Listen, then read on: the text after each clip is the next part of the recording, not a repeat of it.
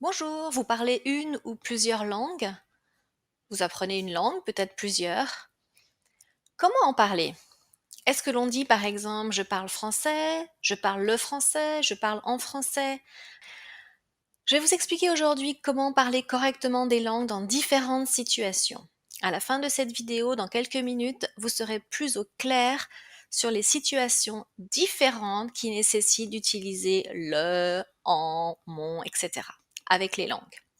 Vous êtes prêts, on commence? Allons-y.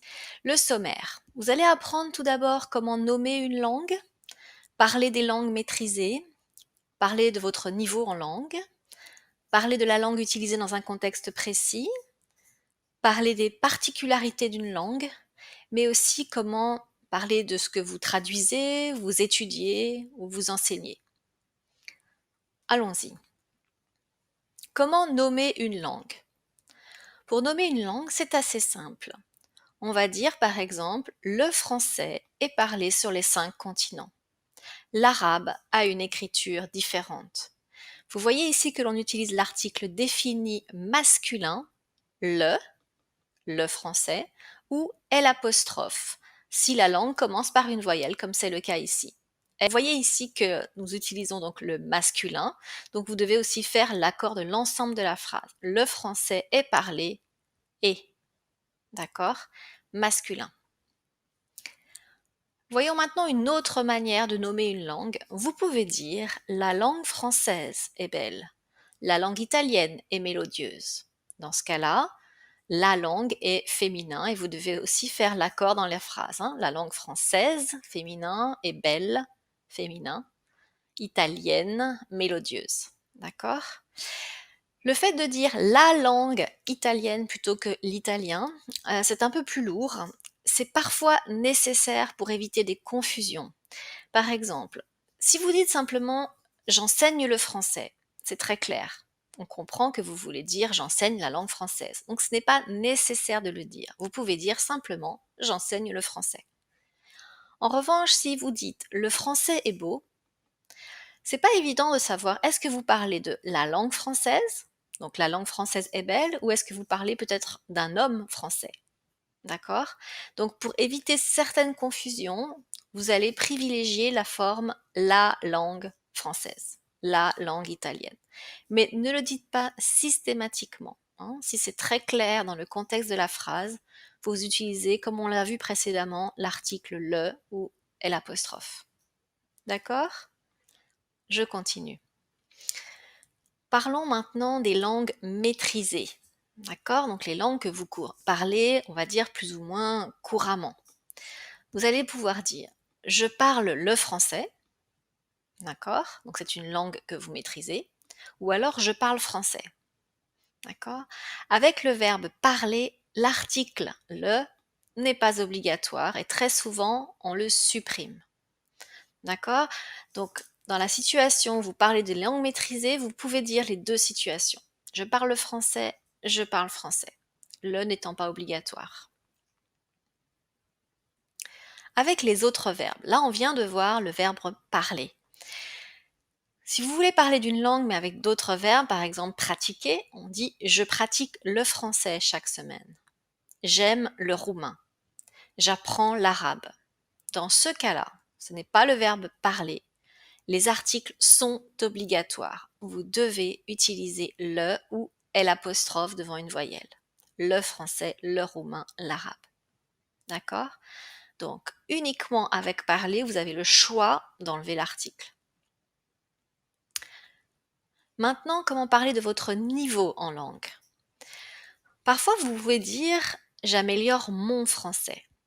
Votre portugais est assez bon. Ton chinois est excellent. Vous voyez ici mon, votre, ton sont des adjectifs possessifs. Adjectifs possessifs. Vous allez les utiliser, en fait, ce sont des raccourcis. Quand vous dites j'améliore mon français, en fait, vous voulez dire j'améliore mon niveau en français. D'accord? C'est un raccourci pour dire la même chose. On peut dire par exemple je veux améliorer mon niveau en français.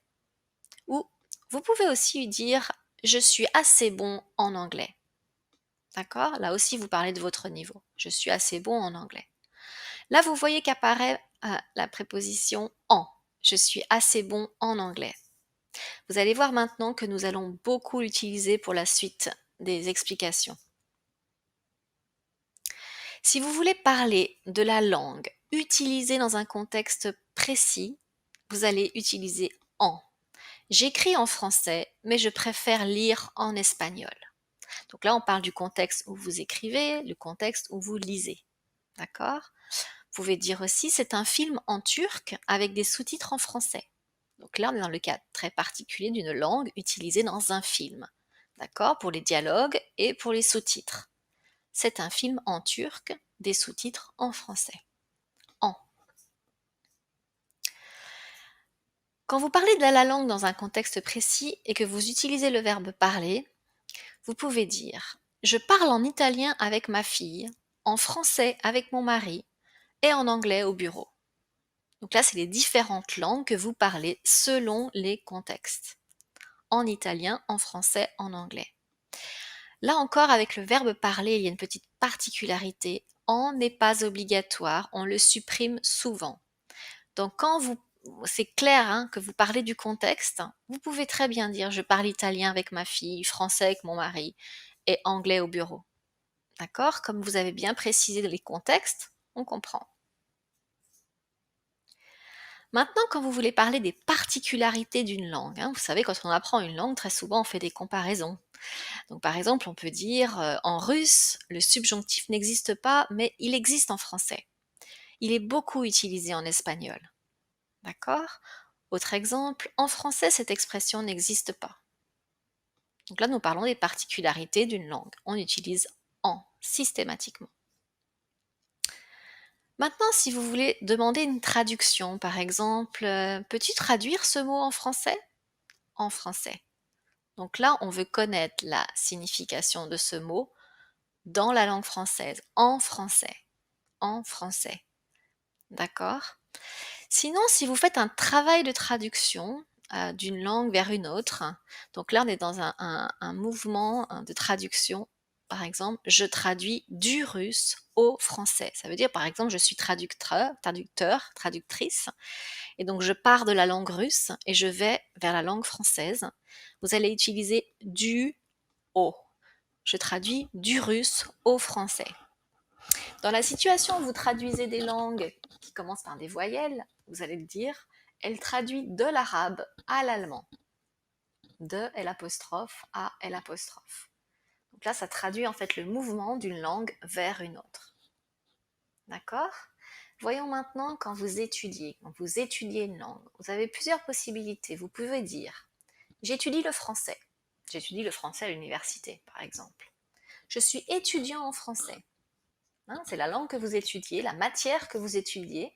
Je suis étudiant en français. Ou alors vous pouvez dire je suis des études de français. Hein, là c'est le verbe suivre, hein, suivre des études. Je suis des études de français. Des études de français.